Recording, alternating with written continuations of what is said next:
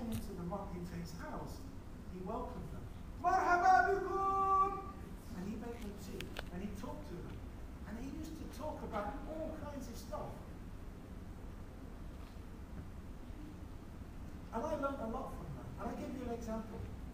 Because that's kind of what it was like in the past. In fact, I'm going to come back to, can you remind me that I must tell you an example in like 2 minutes?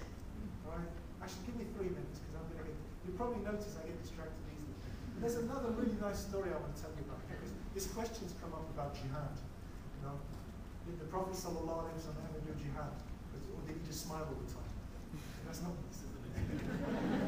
But I know somebody's thinking that. They're thinking, this guy's, he's trying to tell us that the Prophet sallallahu alaihi wasallam used to joke all the time and was really nice and people used to pee in the mosque. And no, he did.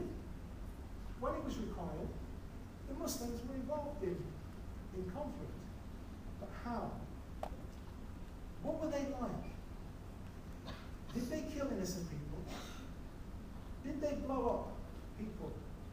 Did they behave like people do today? How did they deal with prisoners of war? Did they chop their heads off and put it on YouTube? No, let me tell you a story of how they...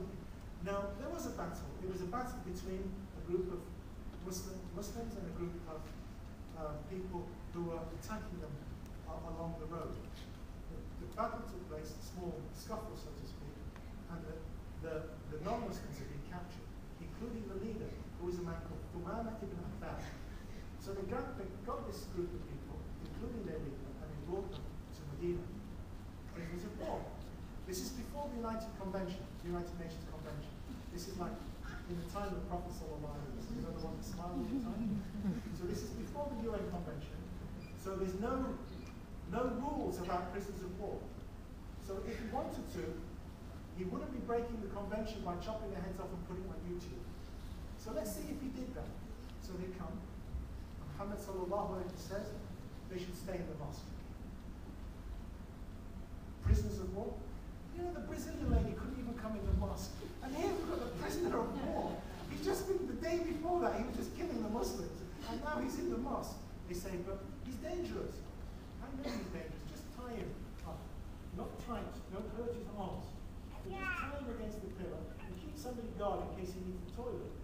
Because we don't want another accident. If he needs the bathroom, just make sure he's confident and just make sure he's done his thing and he's relaxed. Make sure he's happy and then bring him back and then tie him up again. And when he's hungry, just tell him that he must make sure that he tells you because he's our guest. Anyone who comes in the mosque is our guest. So, the next morning, Muhammad sallallahu alaihi wasallam, Prophet Muhammad sallallahu alaihi wasallam goes to his sheep camel, his female camel, and he milks the camel with his own hands. And he sends this to the mosque. He says, give this to our guests. He sends it to Thumamah ibn Affan. This is before the UN Convention, by the way, of prisoners of war. And he gives it to Thumamah. And the person that's taking the milk is thinking, can I have some? This is the Prophet's milk from the Prophet's own camel, milked by his own hands. And here I'm giving it to the prisoner of war. I hope he leaves me some. And he didn't. He gives the prisoners of war. Anyway, he drinks the milk and he's happy. And then he comes the next day, he gives the milk the second time. And the third day. And the third day, the Prophet sallallahu alaihi wasallam sends the milk and he says, ask Thumamah if he wants to become Muslim. He didn't throw it out of the mosque. He asked him, would you like to become, are you interested in Islam? Would you like to become Muslim? And of course what that meant was that if you became Muslim, you would be free from being a prisoner of war. And you can just join the community. So that's what the request was. So he came and he asked, would you like to become Muslim? And Thumamah looked at him and he says, ليس لي حاجة إلى الإسلام. ليس لي حاجة إلى الإسلام.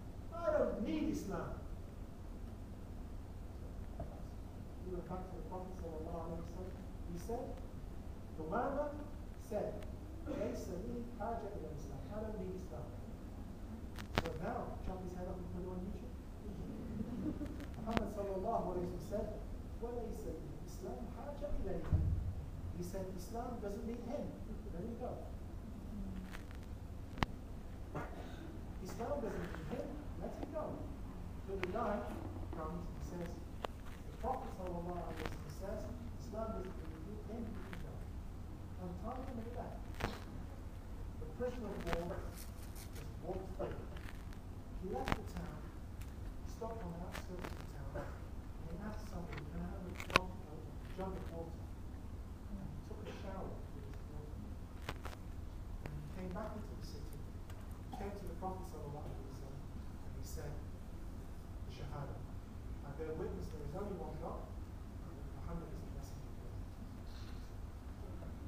And then he says, good, go back to your people. And then he went back to his tribe, and he said, you know those people we were fighting? Forget it. You know, these guys are good guys. We should all become Muslims and start fighting. He said, all right, you're the boss. You're the chief. The whole tribe became Muslims. Knocking on God's door. Who's supposed to be reminding me? That's 4 minutes. 3 minutes is supposed to say, like, 3 minutes. All right, what was I supposed to say? Example of what? You're supposed to help me with this talk. Example of what? Example of talking nonsense. All right, okay. Right. Habib Ahmed used to talk about all sorts of stuff. Right? I was born in Nottingham, which you probably guessed, and I now live in Glasgow. Now, I need to give you some background to Glasgow. In Glasgow, there are 2 football teams. One is called Celtic, and there's another team as well. And Celtic were green and white. Okay, how to do that? Colours of the sun. The colours of the Garden of Heaven are green and white. Okay? And don't anyone ever, there's a rumour people spread around on the internet. Abdulaziz has a preference of one of the 2 teams. It's just a rumour. Okay? It's not true. I'm completely unbiased. But it's true, they wear green and white. There's another team, I think they wear blue. And everybody in Scotland either is connected to one or the other. And there is a historic background. Those who wear green and white, Celtic, have an Irish background and are mainly Catholic. So they're kind of attached to the Catholic Church. And the blue, people in blue, they tend to be historically Protestant. And it's a very sectarian city. And people basically split into 2 camps. There's an Irish Scot called, Wellington, just in case you're filming. And he became Muslim. And so he was talking with some of his friends about Islam. He says, oh, you're Muslim. What kind of Muslim? Catholic or Protestant? So they just can't get out of Celtic or Rangers. And even on when they go to we have Mowlid when Celtic beat Rangers. Not that I've got any kind of bias. When Celtic beat Rangers, we have a big Mowlid. Okay, so anyway, this guy comes to my house and he's got a bandana and he's got earrings and he's got a blue shirt on. And it's clear, it's obvious the way he walks into my house that he supports one of these 2 teams. And he's not the one in green and white. And he sits on my, well, what am I supposed to do? This guy comes into my house and he's wearing a bandana and earrings and a blue shirt. So I ask him, Marhaba bikum. I smile and I welcome him to my house. It's my house. What would my shaykh do? He studied under Al-Habib Ahmed Mashur al-Haddad. What would Habib Ahmed Mashur al-Haddad do? He would have said, Marhaba bikum, welcome. He wouldn't have cared if he support Rangers or Celtic. Of course, he probably would have preferred I don't know, I never asked him. So the guy sits down, and he comes in with an Egyptian man. So these 2 guys sit down, and I welcome them, and we start talking about football. And he forces me, by his being, to talk about things I don't want to talk about Rangers players. And we talk like 25 minutes about football. And then I get a phone call. Aziz, we need you. You have to deliver something 10 minutes ago. And I'm in the middle of something. I've got guests, I just can't leave this guy. Okay, I'll send somebody. I sent to my Egyptian friend. Can you just do me favour, just go deliver this to so-and-so and come back. Take your 5 minutes. And he goes, he comes back 5 minutes. Chris, the Rangers fan.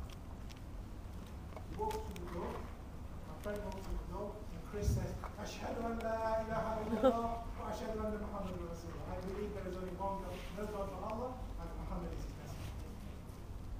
And then after the guy turns to me, you talk for 25 minutes about Rangers, and then he becomes Muslim. What did you do to me? What's some magic power or something? It's not magic power. It's dealing with people as human beings. Just talking about things as human. I don't care whether he's Muslim or not. If he became Muslim, fine. If he didn't become Muslim, he came into my house. He's my guest. And I could see there was something in his mind, on his mind. Why did he come to my house? Why did that lady follow all the way from the mosque to my house? There must be some reason. There must be something that they're looking at my house for. Why did that lady camp for 3 days in my garden? Even though the police came every time my wife phoned them. And they came and arrested her. What did she do? She came and counted my garden. Why? Why did these people come to me? Why? No, very timidly. Why? So, I've got a bit of a nervous disposition, you see. More towards her. Yes, calm down. The question is a serious question. Why? What was the title again? Come as you are, knocking on God's door. They came to my house as they were, and they didn't come to see me. He didn't know who I was. Those guys didn't know who I was. Those ladies didn't know who I was. They wanted something.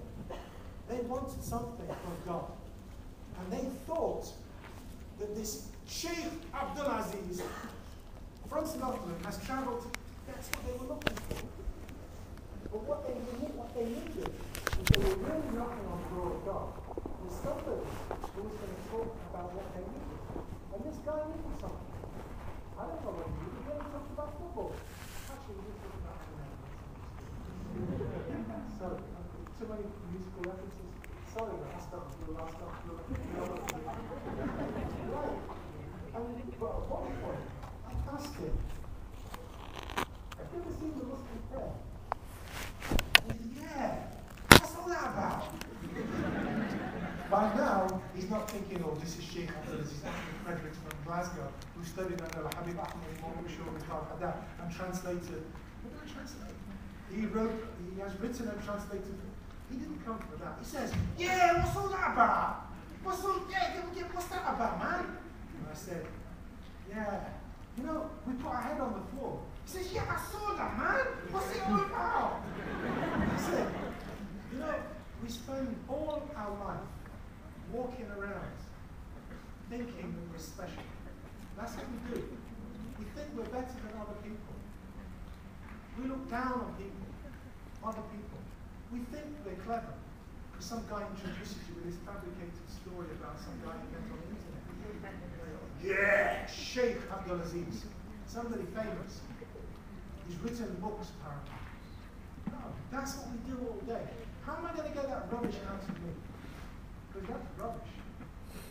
I put my head on the floor. That's how I do it. If I really do that, when I come up, I'll be a different person. No more of that, I'm better than you. You don't come in my mosque. You're Brazilian. There won't be any of that stuff. It won't be any of that stuff, and that's why we pray. I don't think Brazilian. I explained about it. 2 minutes just about. He says, yeah, man, I want some of that. That was his answer. Yeah, man, I want some of that. I says, yeah, you can become Muslim. He says, yeah, how'd you become Muslim? And I said, you say these words, and then the door opened, and then he said the words. And that's the point that the guy came, went down the road, and he came in. If you're knocking on God's door, people do need to come as they are. But we need to receive people as they are. And you probably noticed that there were a few references to music. And I'm really sorry if I've offended you. You came here looking for an Islamic talk, and I just talked about fundamental people. But one of my teachers, who wasn't mentioned on here, is a man called Sayyid Umar Abdullah bin Abu Bakr al-Salim. Anyone? Nobody speaks Swahili. Anyone from East Africa? In East Africa, they used to call him Winnie Baraka. Munya Baraka means Mr. Blessing. And they didn't call him that for nothing. The guy was absolutely amazing. He had this smile which was like from that wall to that wall. And you know, I don't know, any Africans here? You didn't say that I was from South Africa, did you? Yeah, I'm the only African here, man. Okay. And he smiles, and you know, a real African, when they smile, they smile.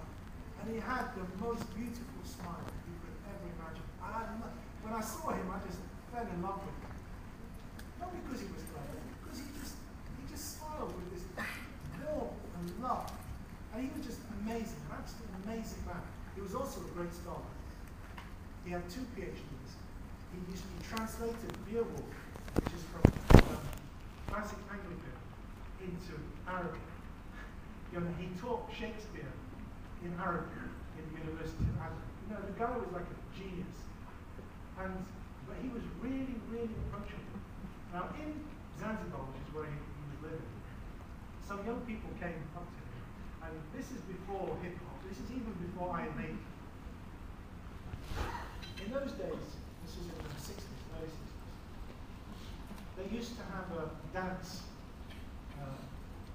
in this part of Zanzibar, on the other side of the island, on the beach. Basically, they dance all night. And if you translate it into English, the dance is called The Dog is Tired. It's cool. So they go for The Dog is Tired. But it's on the other side of the island, so you need to transport to get this. They're thinking, who's got a car that you can put lots of people in? Munya Baraka! Mr. Blessing, Munya Baraka, he's got a pickup truck. I'm sure he smiles all the time. I'm sure he let us use his pickup truck. So they went, Munya Baraka, can we borrow a pickup truck? Why? He says, oh, you don't want to know. Why? He says, you know the dog is tired? He says, yeah, of course I know the dog is tired. So dance is on the other side of the island. You know, you ask me about, is this Led Zeppelin or Deep Purple? Of course I'm going to know it's King Crimson. You know, who are you asking? Sheikh Abdulaziz, right? Munya Baraka, yes, the dog is tired. It's the dance thing. He says, we want to go, so can we borrow your pickup truck? No, it's dangerous. It's difficult to drive a pickup truck and you're not insured. And, you know, what if it breaks down? You need someone who's used to it. I'll take it myself. Wow, Munya, you take us? He says, how are we going to get back? Don't worry, I'll have to bring you back. Oh, but the dance is all night. It's haram. And he said, look, 2 conditions. You meet me in the mosque for Isha, for the late prayer, Isha prayer. You pray Isha prayer with me. I'll take you to the dog is tired. And then you do whatever you want to. I don't need to know what you're doing. Then I'm going to go up to the hills and I'm going to spend the night worshipping Allah. And when the sun comes up for Fajr prayer, you have to come and join me. Is this a deal? Yeah. Transport. Just for 2 prayers. No problem. And they did. Why did he do that? Right, sure. There's a hadith. Muhammad sallallahu alayhi wa sallam says, whoever prays Salat al-Isha, the night prayer in Jama'ah, it's as if he spent half of the night in worship. And whoever prays Salat al-Fajr in Jama'ah, in congregation, it's as if he prayed the other half. What were the 2 conditions? You pray the Isha and you pray the Fajr in congregation with them. He didn't say, haram, out of the mosque. Come as you are, knocking on the door of God. When somebody comes knocking on the door of God, don't chase them away. Even if they want to go to a disco. Even if they have tattoos down their arm. Don't chase them away. Start where they are. Munya Baraka, he was I could talk forever about him. Maybe I've got to move on. That guy from Nottingham, he ended up in East Africa. And that's what he meant. Munya Baraka is the blessing, who was one of his teachers. Maybe you should put that on there. Studied Abdullah Abu Bakr, Sayyidina Abdullah Abu Bakr. And I don't know, I attract really strange people, as you probably noticed. People just follow me home. People just walk into my house. And alhamdulillah, in East Africa, I also attract crazy people. And when I say crazy people, I mean it as a term of endearment, because as you can see, I'm a bit crazy myself. And I actually mean it in love, because one of the best titles that I've ever been given is Sheikh al-Majani. How do you translate that into English? Anyone know Arabic? Sheikh al-Majani? And I'll tell you how I got the title. There was a mosque in Mombasa, where there was somebody who had some really serious, not serious, he had mental health problems. But he liked going to the mosque, but nobody else liked to go to the mosque, because sometimes he would just bite people, or shout at people, or hit people. And he was like 6'5", you don't want to be hit by him. But alhamdulillah, he was tall, he was a big guy, he was a big guy. Oh, you're metric. He was about 2 meters and 13 centimeters. Now, he was a big guy. And you don't want to get hit by him. But he absolutely adored me. He used to speak to me in Italian all the time because he thought I was Italian. And I used to reply in Swahili, in Arabic, in Afrikaans, in any language, and he used to just laugh. You could tell him jokes in any language and he just laughed. I could sing Iron Maiden lyrics to him, and he'd think it was the Quran. He just used to laugh. And then ask the questions in Italian. And people would look at us. He doesn't understand Italian. And he's just laughing at all the Italian jokes. And he doesn't understand Arabic. And these two are like all the time just together. And whenever there was a problem in the mosque, they would say, go get Abdulaziz. Musa is misbehaving. He's going to beat somebody up. And they used to call me whenever there was a problem in the mosque. They'd call me from the other side of town. Then I went to another town. And I went to the mosque there, and there was a guy doing the headstand. Headstand? In the mihrab where the imam prays. That's not the worst part of it. He was wearing a samak. Fortunately, he wasn't Scottish, because Scots.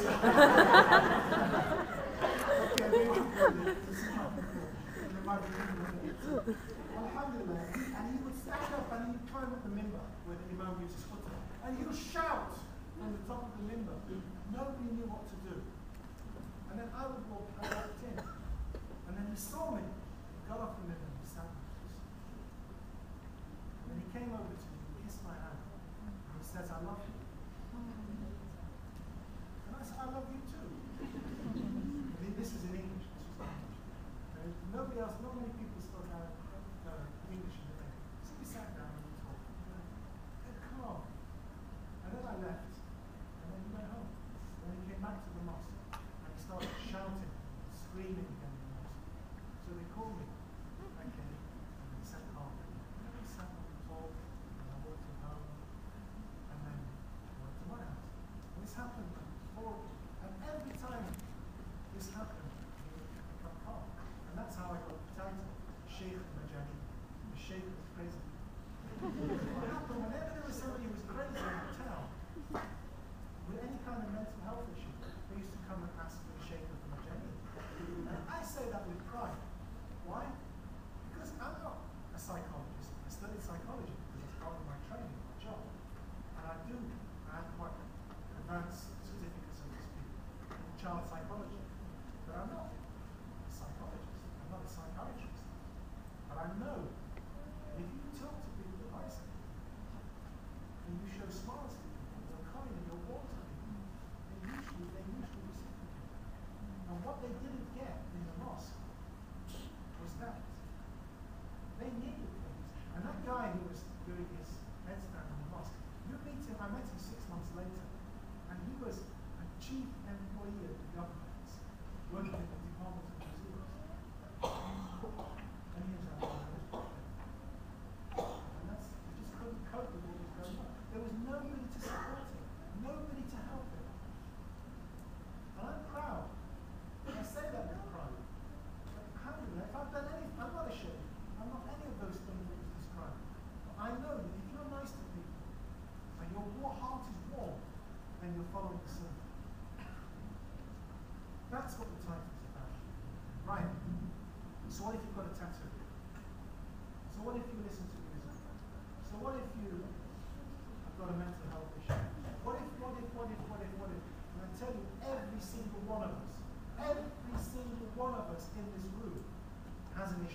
concept. And if you say you haven't, you're lying. And I've said this in mosques with big, even bigger silver gold guns than you. And I've said every single one of you has got an issue. And if you think you haven't, you're either lying or you're kidding yourself. Because every one of us has got something to deal with. And most of us won't admit it. Because our beards is everything else is what we're focusing on. And once we start to think about that, how do we deal with things in our own, with our issues as an individual? And how does the community? Because this is the essence of what the question is about. This is where I'm going to stop. I've told you stories, I've told you what the problems are. I want to tell you the answers in my understanding. Okay, what if you've got an issue? What if you're into heavy metal? What if you're into drugs? What if you're into, what if? And that's what Khalid wanted me to talk about, wasn't it? Really. You wanted me to get down to the nitty-gritty. Well, what do we do about young people that have got issues? Well, what if you're a young person who's got an issue? Simple. Those things that Allah opens the door all the time. The door of forgiveness and the door of Tawbah. In Arabic, we have the word Tawbah, means to turn. Not to repent, it means to turn back. You turn to Him and He'll turn to you.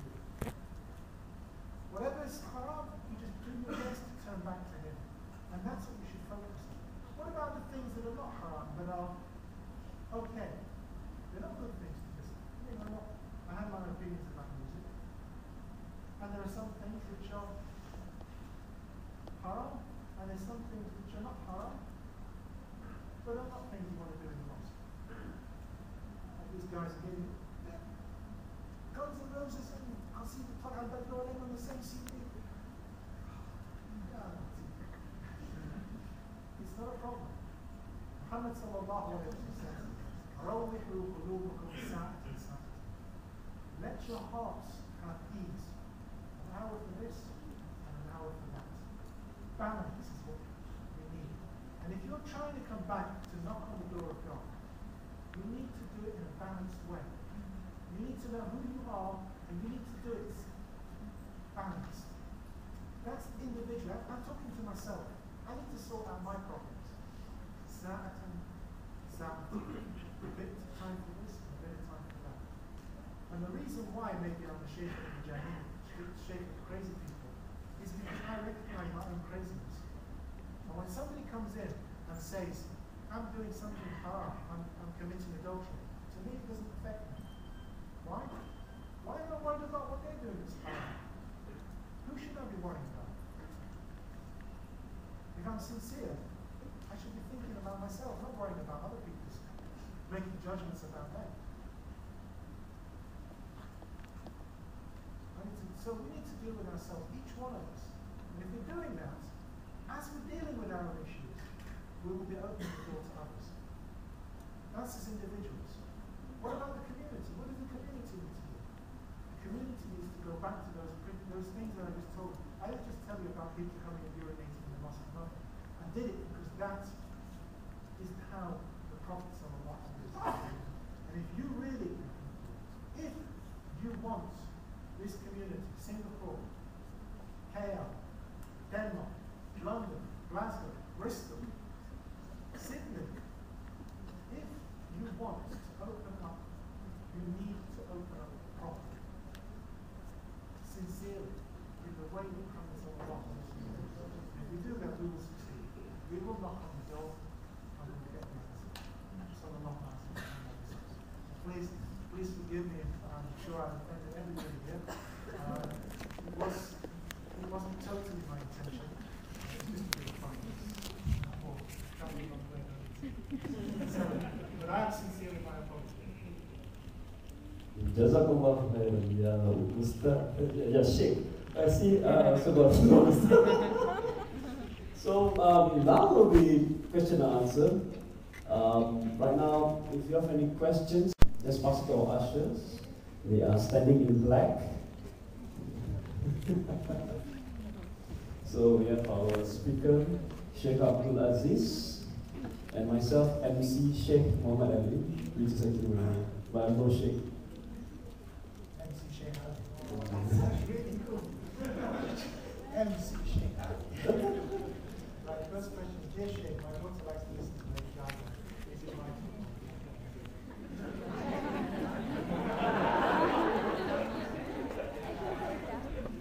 So you're asking the wrong Sheikh. If you're asking about Guns N' Roses, I could give you a fatwa. No, I understand what's being asked. And I can only tell you about my daughter. Maybe this shouldn't really be recorded. But my daughter is exactly what I want. She's absolutely perfect. She's a daughter, I have no, when I meet my Lord, and he asks me, are you happy with my daughter? I'll say I'm happy with my daughter. And that's important because there's a hadith where Muhammad sallallahu alaihi wasallam says, whoever's parents are pleased with them, Allah will be pleased with them. And I am pleased with them. And she listens to Lady Gaga. She also reads Quran every night. And that's one of the reasons. No, I'm not pleased with her because she listens to Lady Gaga. But I'm pleased with her because she reads Quran every night on her own, without asking, without being, she just, it's her thing. That's what she finds peace in. She prays. But when it comes to Taraweeh, my son, you mentioned I studied in Taraweeh, I went to Taraweeh. Oh, you should know, for the goodness of credibility. It's like this big place where like all the sheikhs study. It's like a really hardcore madrasa, like really serious people go there. I went there as well, but my son went there as well, and he knows all the qasidas and everything. He's like really a good brother. He's a good guy. I love my son as well. I'm pleased with him. But when it comes to Taraweeh prayer, I prefer to pray in my house. I don't pray in the mosque. Sometimes I pray Isha in the mosque and come home, but I prefer to pray this long prayer in Ramadan at home, which is many of the ulama have done this. And one of the reasons is because I like to pray with my family. And after 8 rak'ah, my son, who's learns lots of hadith and things, he says, oh, there's a hadith you only have to do 8. And I don't worry. I know he's prayed whatever he's prayed. And I don't argue with him. I'm just happy with him. And my daughter, she'll stay to 20. And I pray the rak'ahs as short as possible. Why? Because I don't want to make 20 difficult for her. But I love her. And I really, really have a good, and I'm proud of her. And I don't really care if she listens to Lady Gaga. And I'm not giving, this is not a fatwa. I'm not saying it's a fatwa on Lady Gaga. I'm just telling you, because I'm assuming this is a father or a mother that's asking the question. My daughter, I look at what she does. I look at all the good things she does. And if you weigh all of that up against Lady Gaga, there's nothing. And I'm not saying Lady Gaga's halal or haram, because I'm not a sheikh. You've got lots of sheikhs here in Singapore. You've got lots of sheikhs in Malaysia. You can get fatwa. You have a right to your fatwa council. I'm just telling you as a dad. My daughter, she's cool.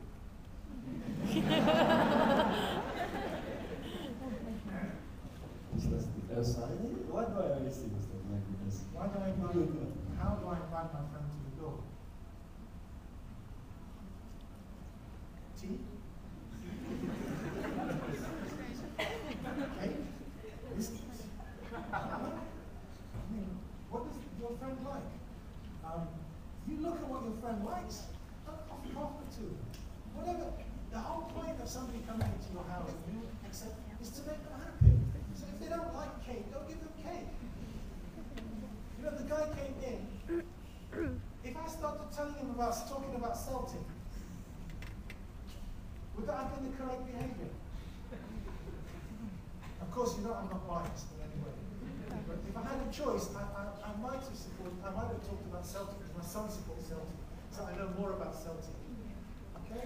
So that's what I would have preferred to talk about, but I didn't. Why? Because the guy was a Rangers fan. Oh, he came into my house, he's a Rangers fan. But he is the king in my house. I am serving him.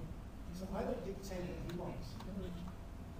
I could see on his face he doesn't drink 7-Up. I could see on his face that he doesn't drink tea. He drinks Iron Brew. You don't know Iron Brew. It's a Scottish drink. Scots, I'm glad Daniel's here. You know Ironbrew, yeah? It's like the other national drink in Scotland. So all the English say that. You can define how Scottish somebody is by how they react to Ironbrew. But you can't. You come to Scotland and say Ironbrew is awful, and you'll see what happens. They hate the English. You know why they hate the English? It's because the English really hate Ironbrew. They're really, these are important issues. National identity is tied up with the kilt, haggis, and Ironbrew. That's the Muslims. Of course, there's one extra for the non-Muslims. Anyway, the others like whiskey. You know what offering? Well, I'm not going to offer him whiskey, but Ironbrew, I've got. So what do I offer him is Ironbrew. So the answer's simple. How do I invite my friend to the door? If he's Scottish, Ironbrew. If he's not, then find out what he likes and what she likes. It's simple. You have to go out to people to give people what they want.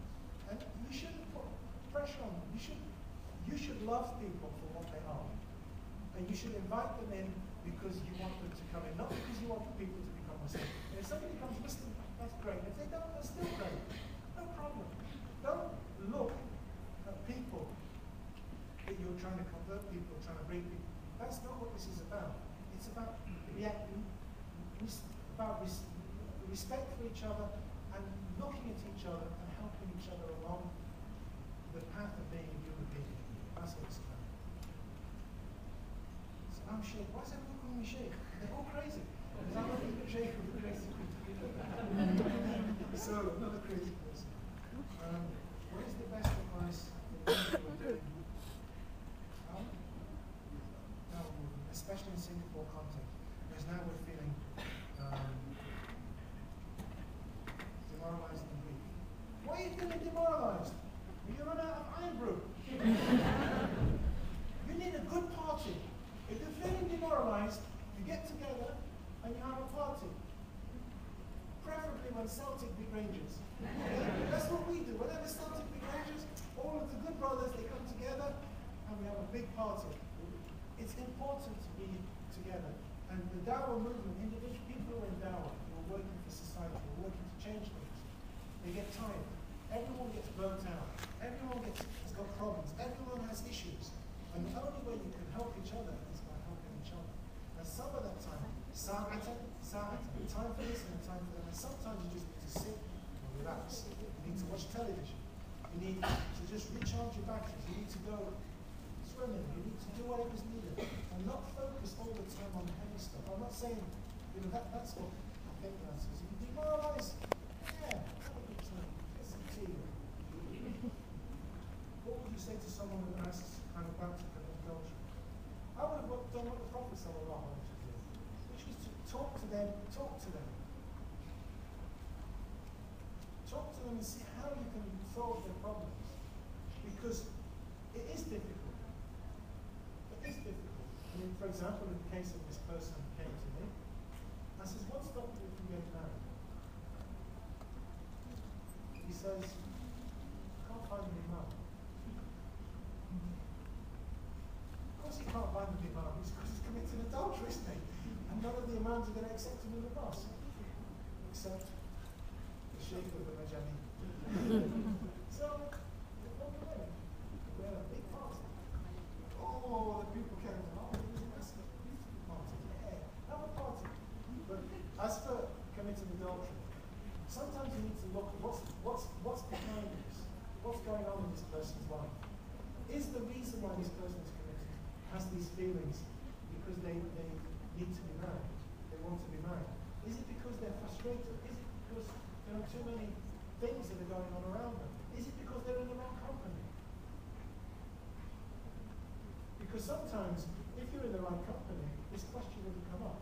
But if you're in the wrong company, there's pressure. I don't know if it's the same in Singapore, but there is a lot of pressure on young people when they're at a certain age, where they haven't had any sexual experiences.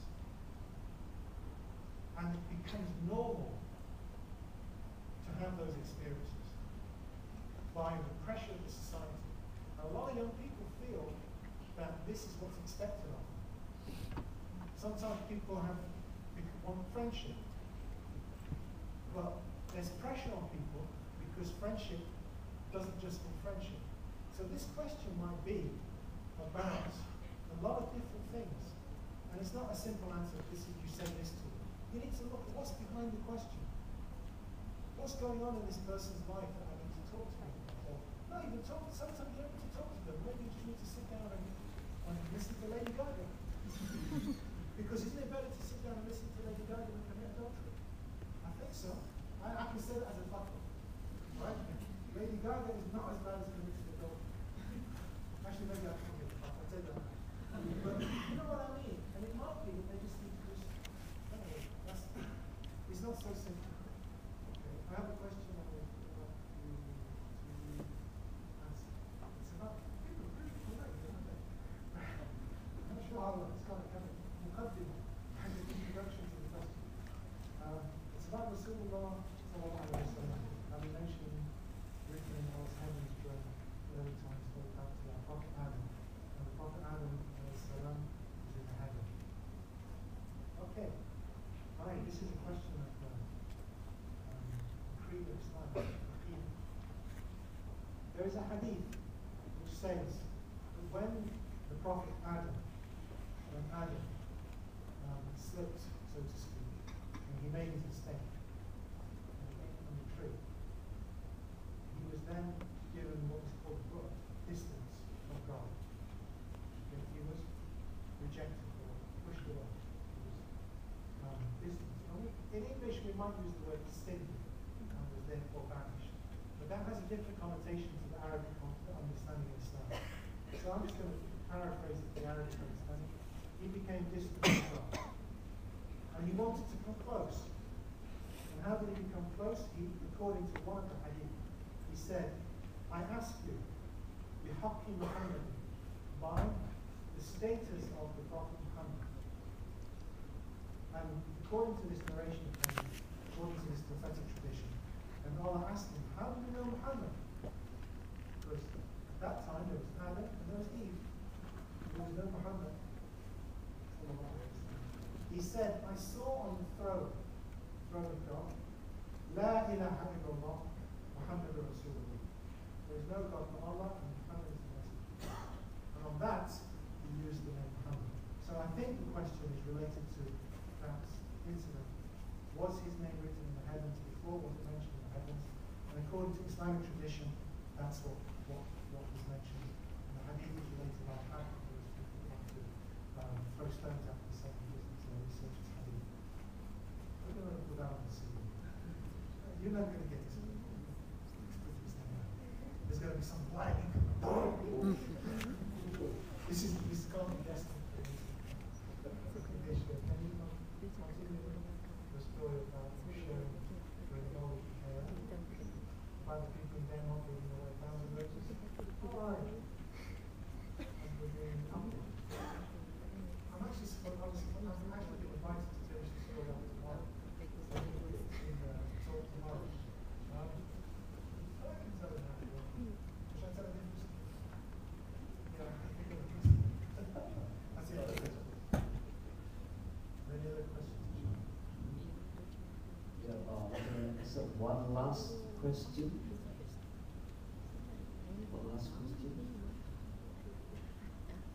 All right, we have come to the end of the lecture. Thank you very much, the Sheikh. But before we end, we will go out. So there are some announcements. Tomorrow, as Sheikh has mentioned, there will be a talk at Masjid Ba'awi, 9 p.m., organized by Arab Network and Friends. So again, Masjid Ba'awi, 9 p.m., organized by Arab Networks and Friends. So what's the title of the talk?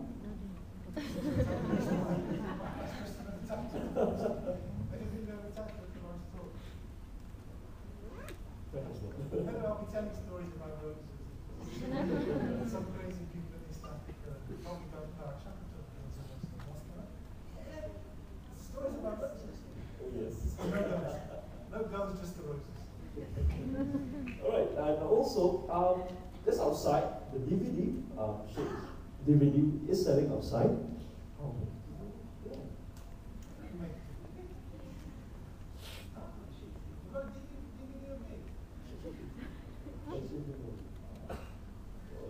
Okay, so it's going to be it's selling outside. And also, lastly, there will be a concert, to say, a Qasidah Unplugged by Nadir Khan at Al Wehda, 11th of April. Any information you can check it on Facebook or Sudut Landi. We have the information right down there. So, ladies and gentlemen, that was the end of the lectures. So, Shane, and this with the one.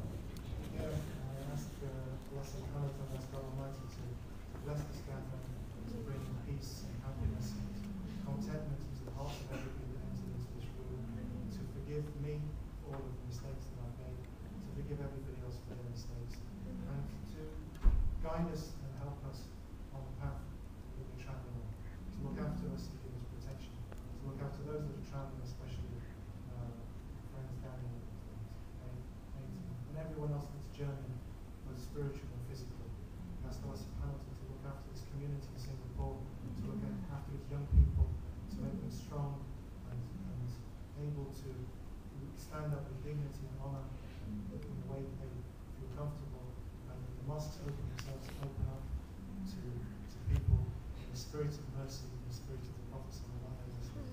We ask Allah to give this behaviour of the Prophet sallallahu alaihi wasallam to all of us, so that we act according to what I've just suggested with the character of the Prophet, to give us this character and make this character be the one that spreads Islam correctly and makes this message of Islam the real message rather than the distorted message that some people are passing. ربنا آتنا في الدنيا حسنة وفي الآخرة حسنة وقنا عذاب النار. اللهم صل صلاة كاملة وسلم تاما على سيدنا محمد صلى الله عليه وسلم وتفرج بالكل وتقضى بالحوائج وتنال بالله وحسن الخواتيم وتسلم الأمور والمجرمين وعلى آله وصحبه كل من كنت نفسه على كل ما لك. ربنا تقبل منا إنك أنت السميع العليم وتب علينا